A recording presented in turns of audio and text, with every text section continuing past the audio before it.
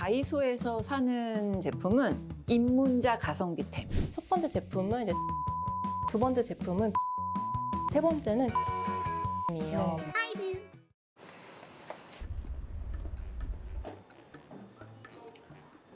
지금 파이뷰라서 네. 제가 또 심사숙고해서 고른 파이와 함께 왔습니다. 대표님, 대표님이래. 약사님. 안녕하세요. 쑥스러워. 네. 꼭지가 파이뷰거든요. 파이뷰라서 맛있는 파이를 좀 사왔습니다. 굉장히 묵직합니다. 묵직하죠? 맛있어요. 먹어보니까 다이소 영양제 때문에 이 약사님들 이렇게 찾다가 브랜드도 하시고 또 말씀을 되게 잘하시더라고요. 그래서 인터뷰 기사 보고 연락드렸어요. 근데 이렇게 흔쾌히 응해 주셔서 너무 감사합니다. 뭐 약사기도 하고 네. 또 제품 제조하기도 하고 또 소비자기도 하니까요. 맞아요. 좋은 기회 주셔서 감사합니다. 오늘 너무 얘기 잘 풀릴 것 같아요. 제가 궁금한 게 이제 약사님이시잖아요. 저는 약대 졸업하고 바로 이제 외국계 제약회사에 취직을 해서 개발 업무를 하다가 이제 퇴사를 하고 이제 근무약사로 조금 일을 하고 바로 이제 창업을 해서 지금 영양제를 만드는 일을 하고 있습니다. 우리가 다이소 얘기 나눌 거잖아요. 매장을 몇 군데 다녔거든요. 저랑 우리 PD님들이랑 다 다녔는데 텅 비어있는 데도 있고 그래서 진짜 여러 군데 돌아서 지금 몇 개 사왔어요. 그래도 이 제품들을 놓고 얘기를 해야 되지 않을까 싶어가지고 그래서 오늘은 이 얘기를 해보려고 해요. 요즘에 영양제 진짜 많더라고요. 왜 이렇게 일상화가 됐는지도 좀 궁금해요. 작년에 거의 뭐 6조가 넘었다 할 정도로 정말 큰 시장인데 뭐 이게 아무래도 커지다 보니까 조금씩 뭔가 흐름이 생기는 것 같아요. 특히나 오늘 조금 말씀드리고 싶었던 거는 이 건강기능식품 혹은 건강식품이 옛날에는 이제 중장년층 전유물이었다면 요즘에는 그 연령대가 점점 어려지면서 좀 젊은 분들도 굉장히 관심이 많으세요. 이제 그분들이 소비를 할 수 있는 판매 채널,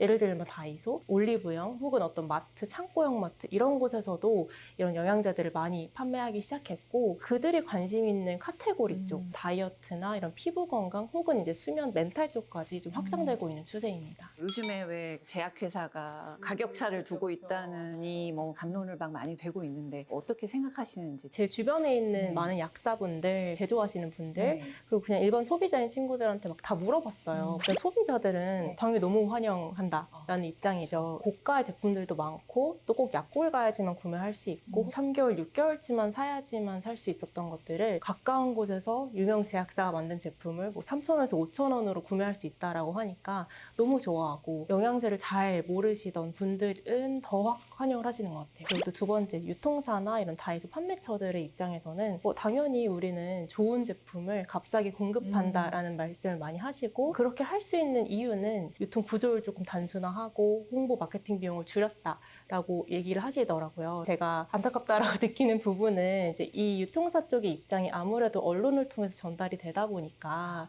약국 제품은 다이소 제품이다. 가격이 더 싸다라고 인지를 하시는 것 같더라고요. 이런 그 왜곡된 정보들이 있다 보니까 약사들의 입장은 약간 억울하다라는 분들이 좀 많으셨어요. 제품이 다르기 때문에 다른 가격에 판매하는 게 되게 당연하잖아요. 근데 같은 제품으로 이렇게 오인이 되다 보니까 약사나 혹은 약국이 싼 제품인데 되게 비슷하게 팔고 있네 라는 그렇게 비춰지는 게 억울하다라는 말씀들을 많이 하시더라고요. 그래서 저도 만드는 사람이다 보니까 제가 봐도 이렇게 팔 수가 없는 제품들이 좀 있는 거예요. 저도 화장품 만들잖아요. 원가를 받아보면 5,000원, 6,000원 넘는 제품들도 있는데 아무리 싸도 3,000원, 5,000원에는 원가를 받을 수가 없거든요. 근데 어떻게 원가보다 더 싼 가격으로 다이소에서 팔 수 있는지 보니까 화장품 쪽은 마케팅 툴로 쓰더라고요, 다이소를. 마이너스가 계속 나도 그냥 매출 파이를 키우는 거예요. 사실 브랜드 전체적으로 보자면 이득이기 때문에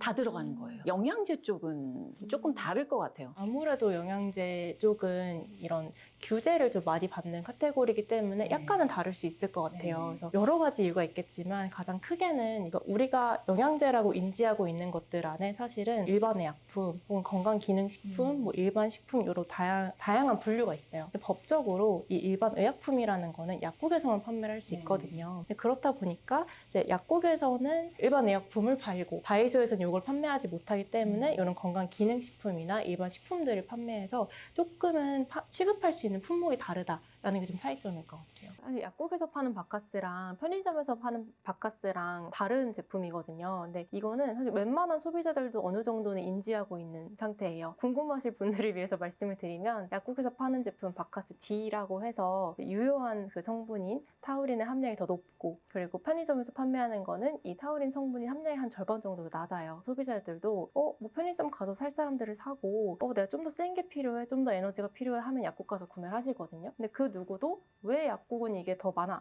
왜 편의점은 이게 더 적어? 이렇게 이의제기를 하진 않아요. 이게 어떻게 다르고 왜 다른지가 이해가 되면은 사람들이 싸우는 게 아니라 그냥 나는 이거 필요해? 그러면 약국 가서 사고, 나는 지금 당장 이게 필요해. 그럼 다이소 가서 사고 하는 게 이게 안정화가 되지 않을까라는 생각이 들어서 그 신뢰로 좀 바카스를 말씀드리고 싶었어요. 다이소랑 편의점에서 팔다 보니까 일반 식품과 건강기능식품이 구분이 잘 안 가더라고요. 그리고 온라인 광고를 많이 하잖아요, 요즘에는. 특히 다이어트 이런 거. 거기서 건강기능식품이 아닌 식품인데 마치 건강기능식품처럼 광고를 하는 게 요즘 너무 많이 문제가 되고 있는 것 같아요. 충분히 그렇게 생각할 수 있을 것 같아요. 어쨌든 허들이 낮아진다는 거는 누구나 쉽게 구매할 수 있고 또 자주 구매할 수 있다 보니까 당연히 많이 드실 수밖에 없는 구조가 되긴 하거든요. 그래서 이게 그냥 싸다고 혹은 사기 쉽다고 해서 많이 사서 먹는 게 아니라 나한테 뭐가 필요하고 그래서 어떤 게 필요한지에 대한 좀 정보가 있다면 그것조차도 조금 해결이 되지 않을까라는 생각이 듭니다.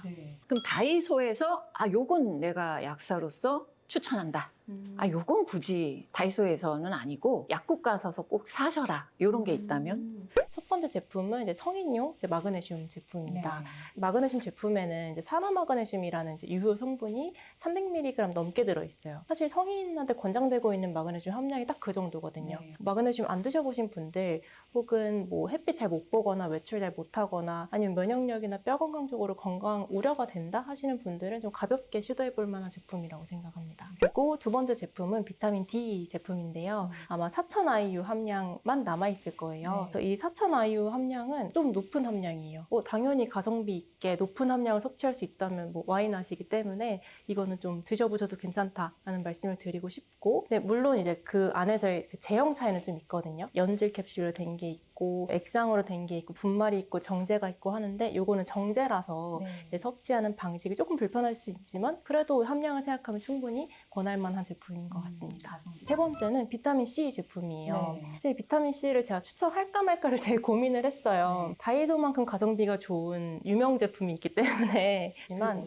고려온단 비타민 C 너무 저렴하게 판매가 되면서 이 좋은 원료를 쓰고 있기 때문에 저라면 이왕이면 이걸 먹겠다 이지만 그래도 이제 함량 기준으로 봤을 때는 충분히 다이소 제품도 그냥 시도해볼 법하고 내가 뭐 마그네슘이나 비타민 D 사러 갔는데 비타민 C도 있다? 뭐 같이 사서 드셔보시면 좋지 않을까라는 생각이 들어서 세 번째 추천템으로 가져왔습니다. 왜 비타민C는 요즘엔 고강도 요법을 많이 하잖아요. 지금 고강도를 꼭 먹는 게 좋을까요? 사실 이것도 저희는 이제 메가도스라고 부르는데 메가도스가 잘 맞는 사람이 있고 안 맞는 사람이 있어요.